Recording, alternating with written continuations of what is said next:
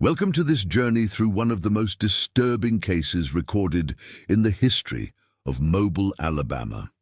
Before we begin, I invite you to leave in the comments where you're watching from and the exact time you're listening to this narration. We're interested in knowing which places and what times of day or night these documented stories reach. The year was 1845 when the first records of the Monroe estate appeared in the archives of Mobile County. What began as a seemingly ordinary transaction between a wealthy widow and a slave auctioneer would spiral into one of the most disturbing chapters in Alabama's antebellum history. The documents, discovered during a courthouse renovation in 1963, revealed a pattern of events so psychologically complex that researchers initially dismissed them as fabrication.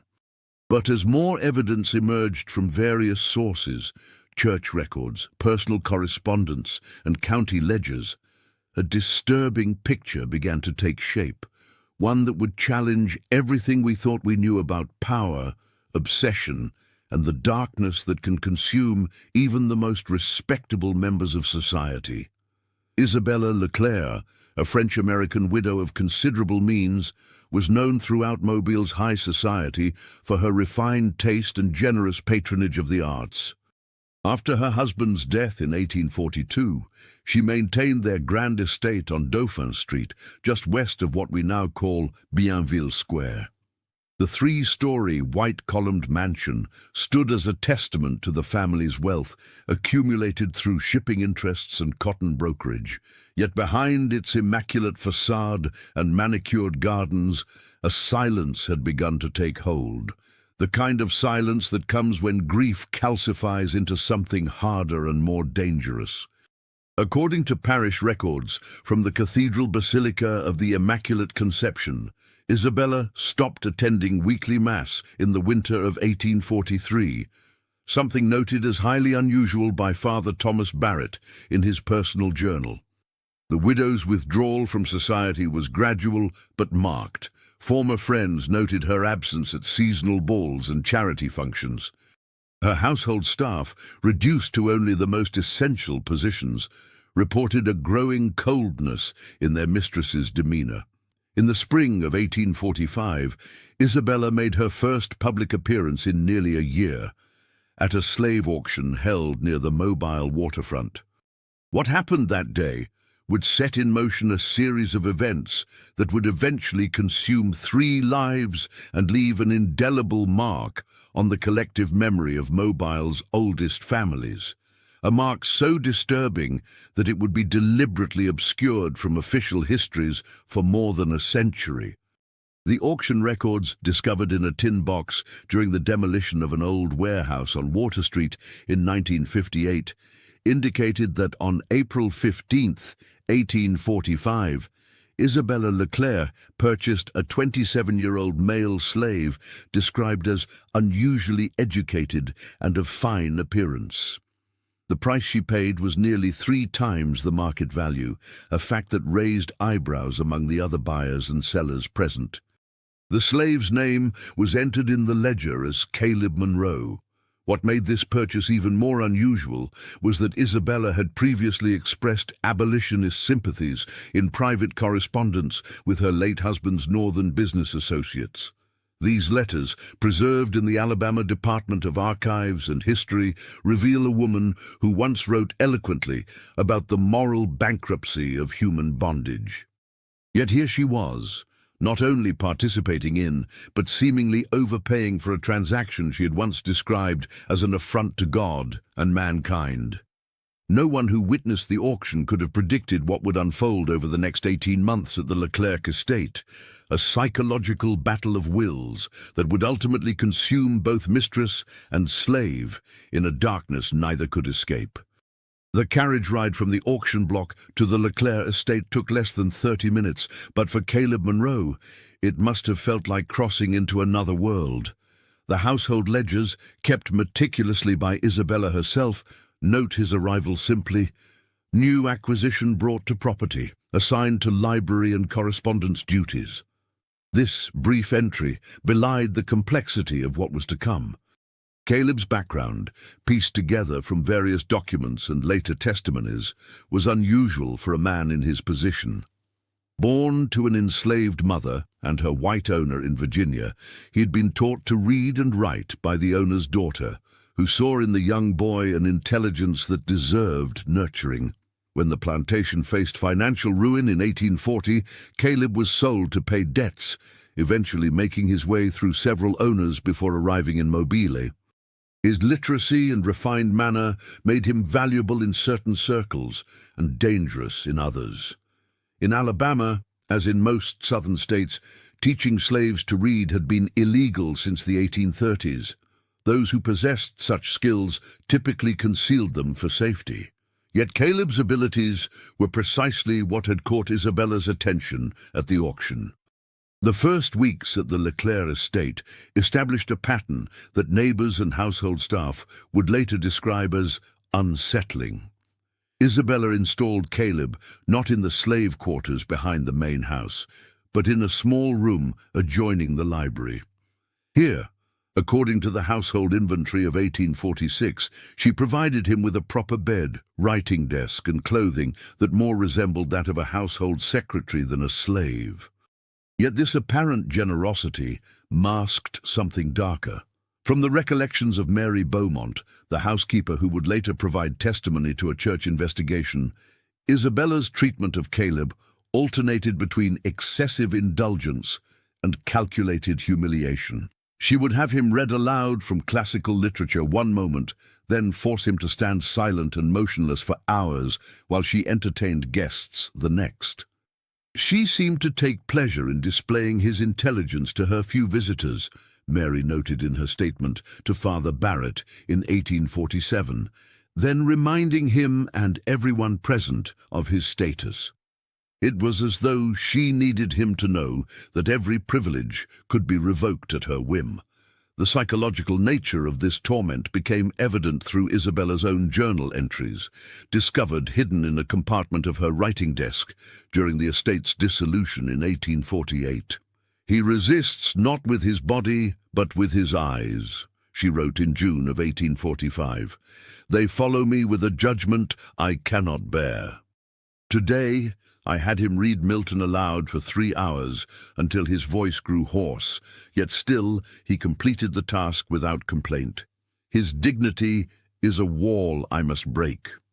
This obsession with breaking Caleb's spirit while simultaneously elevating his position created a tension in the household that the few remaining servants could feel but dared not name. According to kitchen records and purchase orders from local merchants, Isabella began requesting increasingly elaborate meals during this period, specifying that Caleb should dine at the main table with her rather than with the household staff or in his quarters.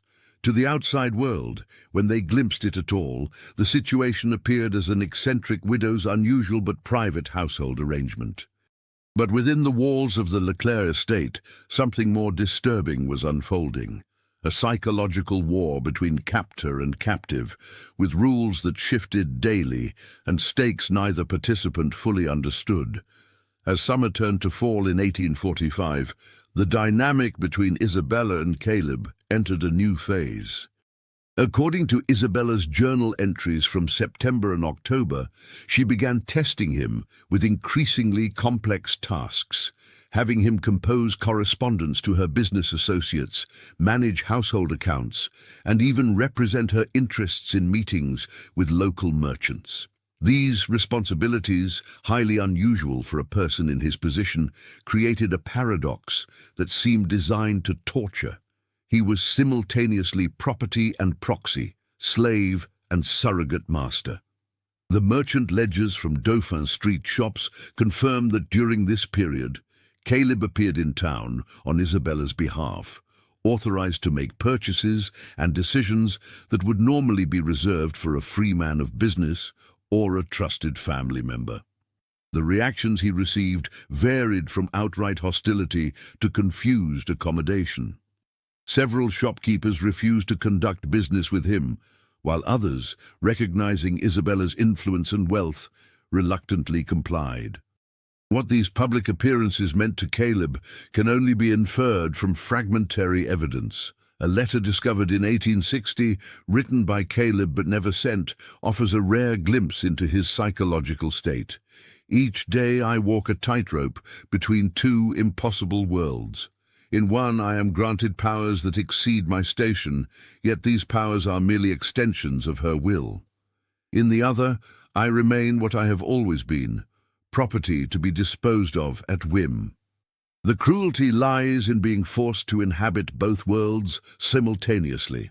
This letter, hidden within the binding of a copy of Paradise Lost in the Leclerc Library, revealed a man acutely aware of the psychological game being played and perhaps beginning to formulate his own counter-strategy.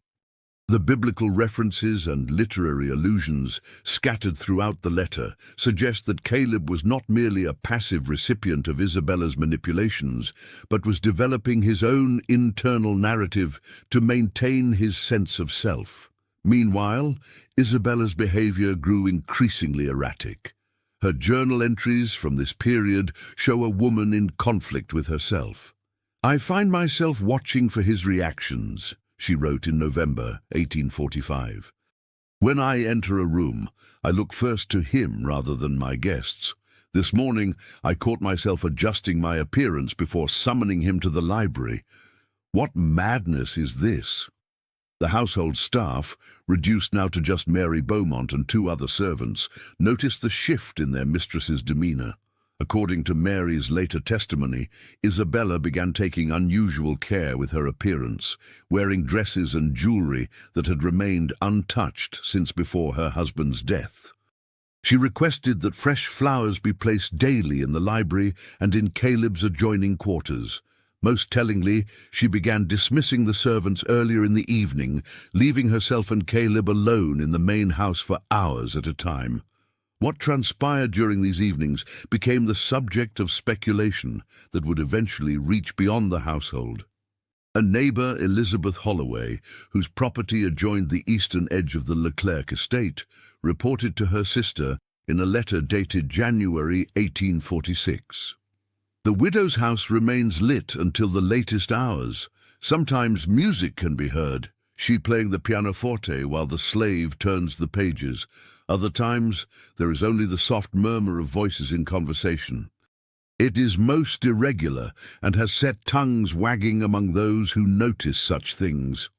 The psychological tension that had been building reached a critical point in late winter, when Isabella made two decisions that would irreversibly alter the course of events.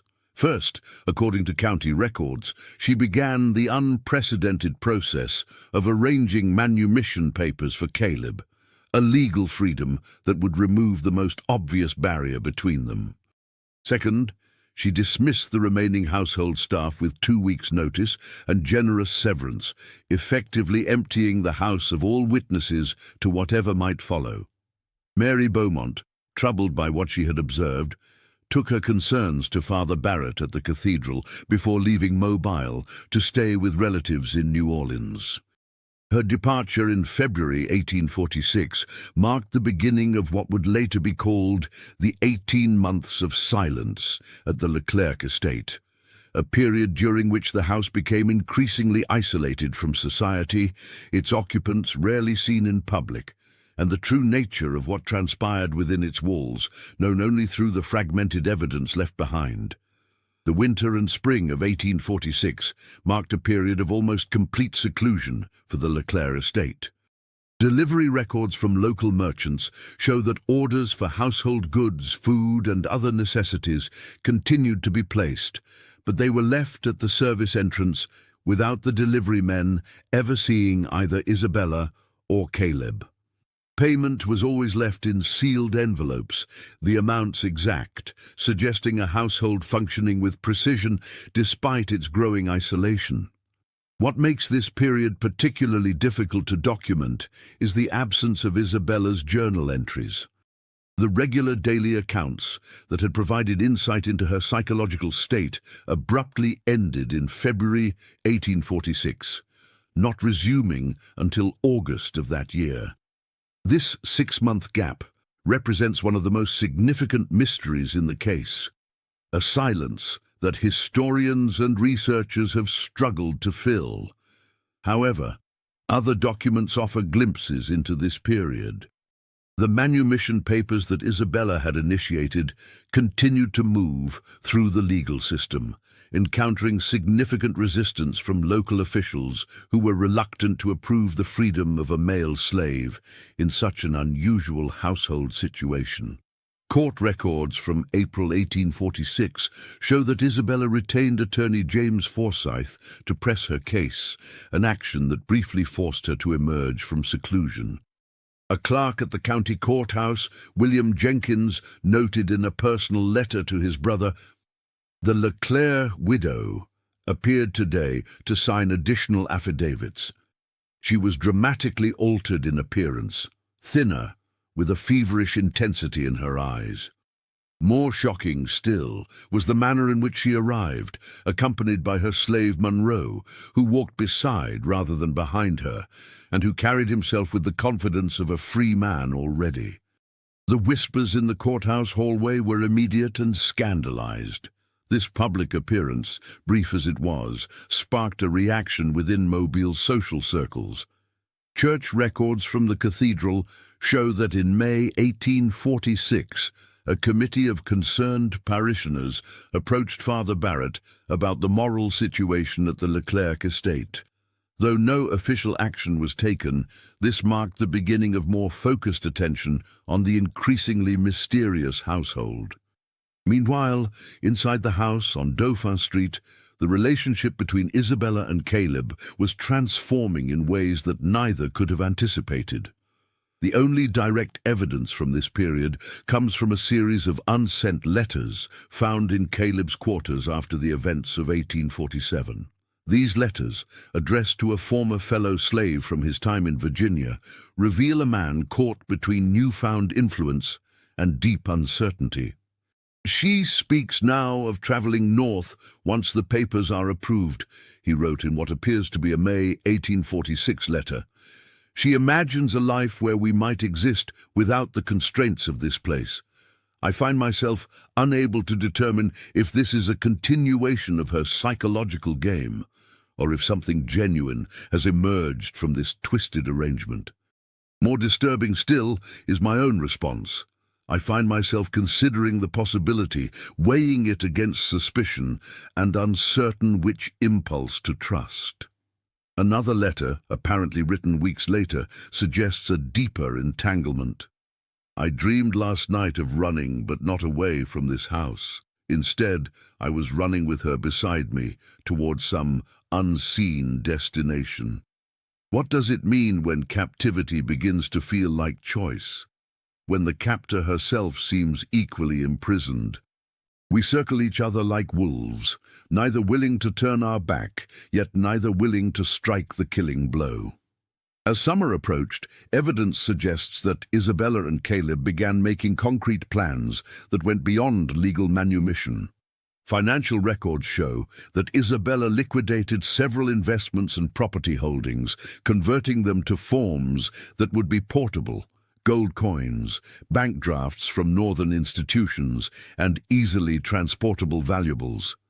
These actions suggest preparation for a departure, possibly to territories where their relationship, whatever its true nature had become, might exist without the social and legal constraints of Alabama. But even as these preparations progressed, forces were gathering that would ensure the Leclerc estate's isolation could not be maintained indefinitely.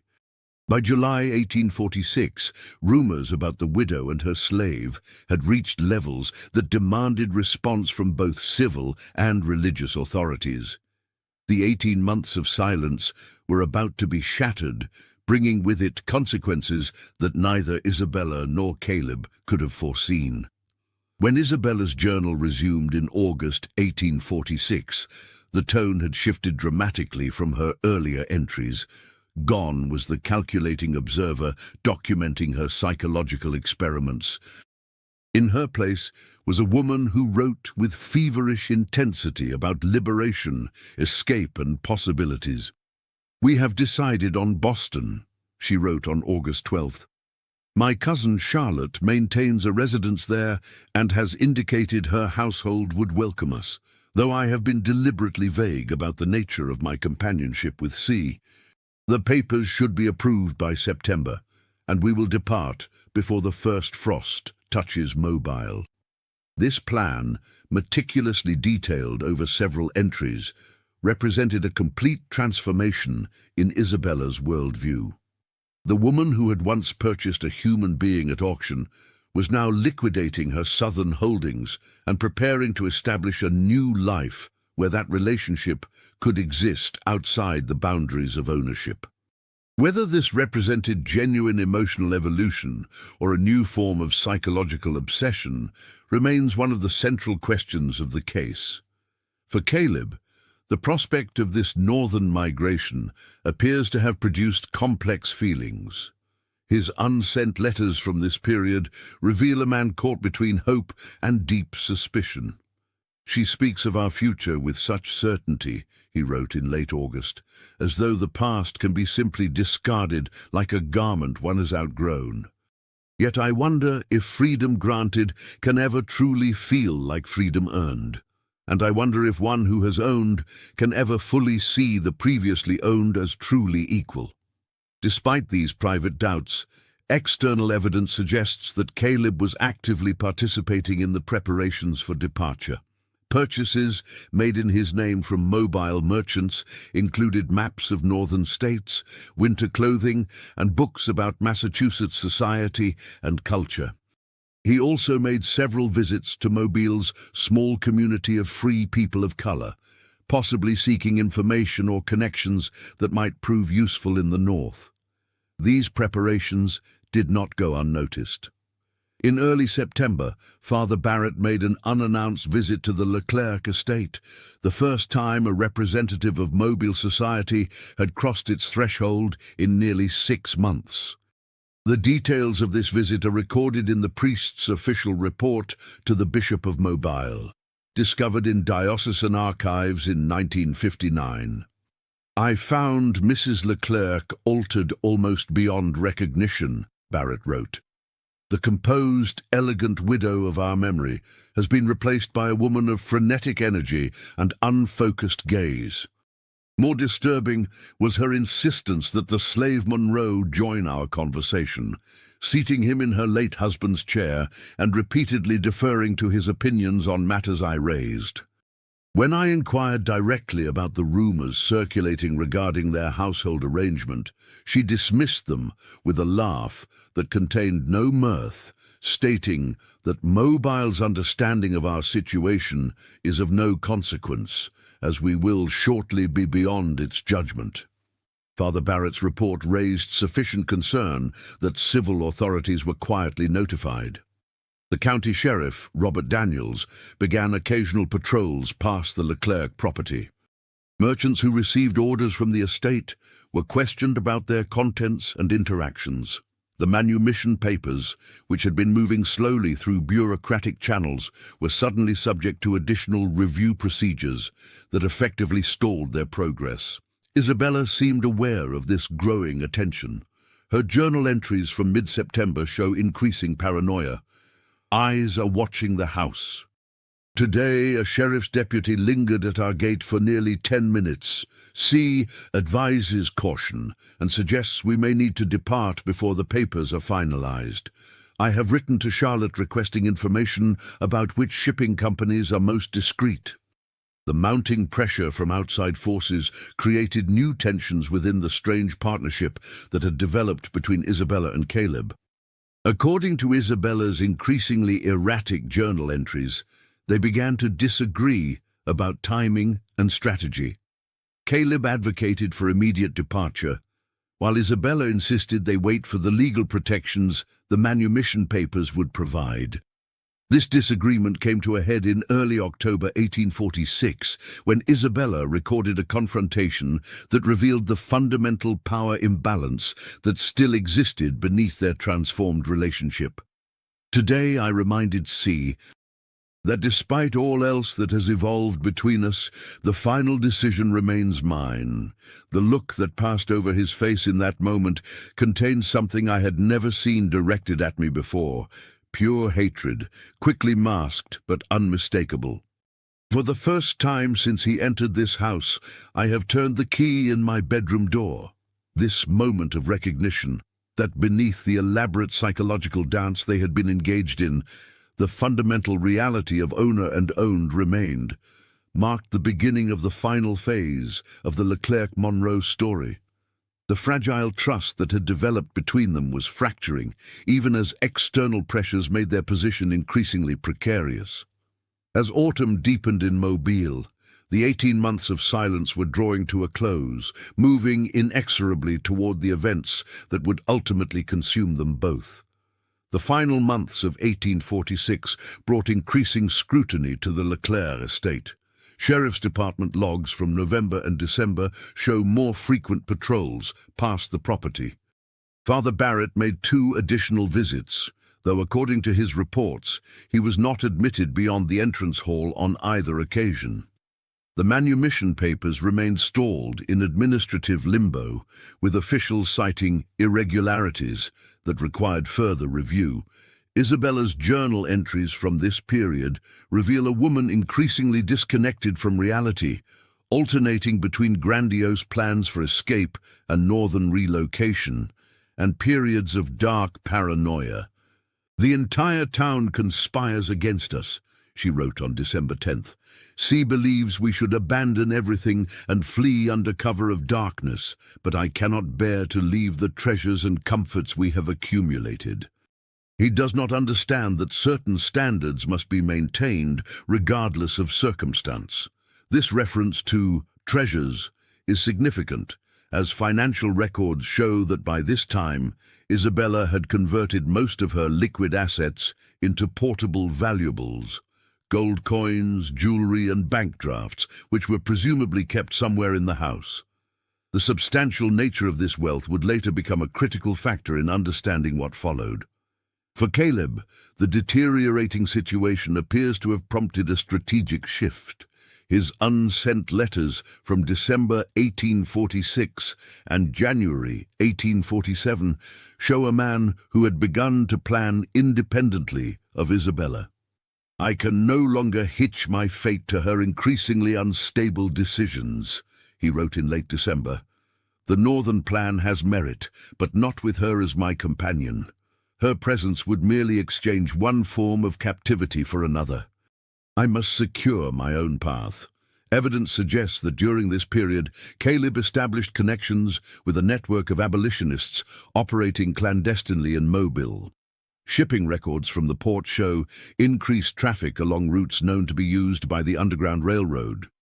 A deposition given years later by Jonathan Phillips, a northern merchant who occasionally assisted fugitive slaves, mentioned a well-spoken man from a prominent household who sought information about northern routes in early 1847.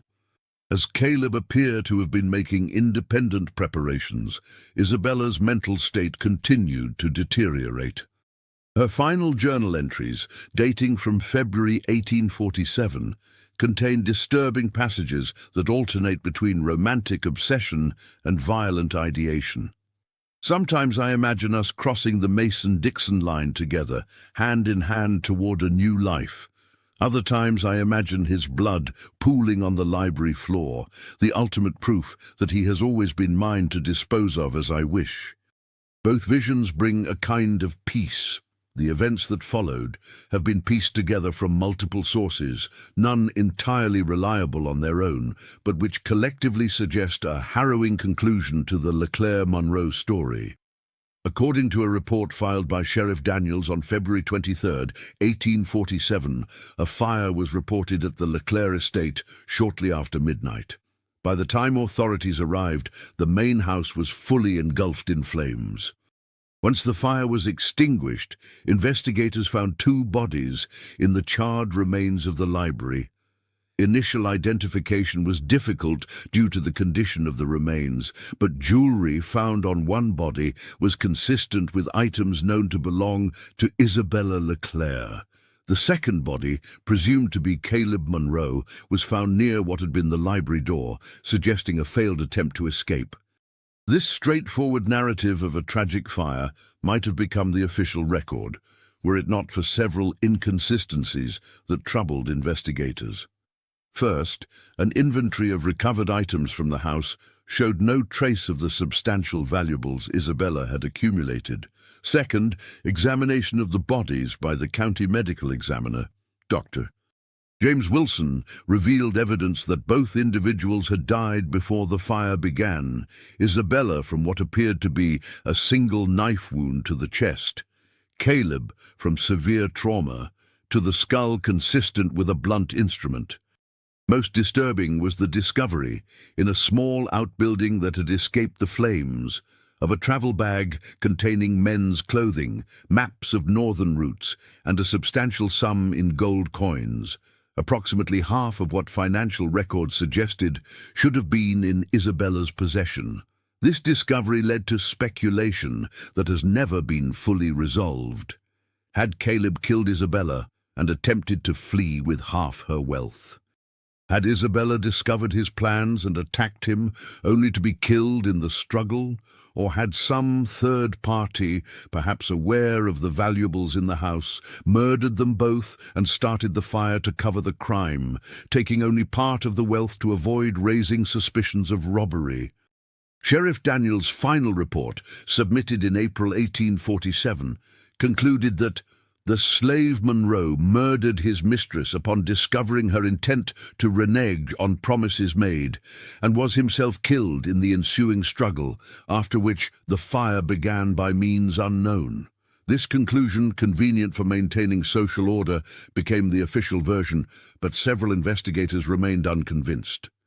Father Barrett, who had witnessed the strange evolution of the household, offered a different perspective in a private letter to a colleague in New Orleans. What was destroyed that night was not merely two lives, but the evidence of a psychological entanglement so profound that it had transformed both participants beyond recognition. Whether the end came through violence between them or through outside forces taking advantage of their isolation, the true tragedy lies in how thoroughly society failed to comprehend what was unfolding within those walls until it culminated in flames. The case was officially closed in the summer of 1847, with the charred remains of Isabella Leclerc interred in the family plot at Magnolia Cemetery, and the remains presumed to be Caleb Monroe buried in an unmarked grave. On the outskirts of town, the burned-out shell of the Leclerc estate remained untouched for nearly a decade, regarded by locals as an ill-omened place, before finally being demolished in 1856 to make way for new construction. The story might have faded entirely from collective memory were it not for the discovery in 1958 of a small leather pouch buried beneath what had once been the Leclerc garden. Inside was a gold locket containing two locks of hair, one dark, one fair, intertwined together. Inscribed inside were the initials IL and CM, along with a date. February 20, 1847, 3 days before the fire. This discovery, along with the various documents that have emerged over the years, ensures that the true nature of what happened between Isabella Leclerc and Caleb Monroe remains one of the most disturbing psychological mysteries in Mobile's history. What began as a relationship built on power and humiliation evolved into something far more complex, a transformation that ultimately consumed them both, leaving behind only fragments from which future generations would attempt to reconstruct their story. In 1965, during the final cataloguing of materials related to the case, archivist Margaret Phillips noted, "Perhaps the most terrifying aspect of the Leclerc-Monroe case is not the violence of its conclusion, but the gradual psychological inversion that preceded it. the way in which captor and captive became bound in a relationship that transcended and yet could never fully escape its origins. It stands as a stark reminder of how power corrupts not just those who wield it, but the very space between human beings. The physical locations associated with the case have long since been transformed. The site of the Leclerc estate now hosts a modern office building. The courthouse, where Isabella pursued manumission papers, has been renovated multiple times. The auction block where Caleb was purchased was demolished in the late 19th century. Yet the psychological shadows cast by their story continue to haunt the historical consciousness of Mobile, a reminder that beneath the orderly surface of society, currents of obsession, power, and transformation can create undertows powerful enough to drag even the most carefully constructed identities into the depths. As a postscript to this disturbing case, it should be noted that in 1968, during renovations of an old building in Boston that had once belonged to Isabella's cousin Charlotte, workers discovered a hidden compartment containing a journal. The handwriting, confirmed by experts to match samples of Caleb Monroe's writing found in Mobile, contained only a single entry, dated March 1847, a week after the fire that supposedly claimed his life. The entry reads simply, "I am arrived. The cost was higher than I could have imagined. May God forgive what necessity demanded." This final piece of evidence, suggesting that Caleb may have escaped north after all, adds yet another layer to an already complex psychological mystery. It raises the disturbing possibility that the body identified as his may have belonged to someone else entirely, perhaps someone who assisted in his escape or who became an unwitting pawn in the final act of a tragedy 18 months in the making. The discovery of this journal entry prompted a re-examination of the case in 1968, led by historian Dr. Eleanor Winters of Harvard University. Among these was a letter from Charlotte Leclerc to her attorney, dated April 1847, requesting information about establishing a trust for a recently arrived relation who must, for reasons of personal safety, remain unnamed in any official documentation. Bank records from the First Boston National Bank show that in May 1847, Charlotte established such a trust with an initial deposit equivalent to approximately half the value of Isabella Leclerc's liquidated assets. Her research uncovered additional documents that had been overlooked or deliberately suppressed in earlier investigations. The beneficiary was listed only as CM, with instructions that withdrawals could be made in person with presentation of a specific gold signet ring, a ring known to have belonged to Isabella's late husband and which was notably missing from the inventory of items recovered from the fire. These financial arrangements suggest a level of premeditation that casts the events of February 1847 in an even more disturbing light. If Caleb did indeed escape to Boston with half of Isabella's wealth, the question remains, what truly happened on the night of the fire, and who was the second body found in the ruins of the Leclerc estate? Dr. Winters's investigation led her to the records of Mobile's small community of free people of color, specifically to the family of Solomon Jenkins, a carpenter who had occasionally performed maintenance work at the Leclerc estate. Jenkins's eldest son, Thomas, disappeared in February 1847, the same week as the fire. No record of his death or departure from Mobile exists in official documentation, but his absence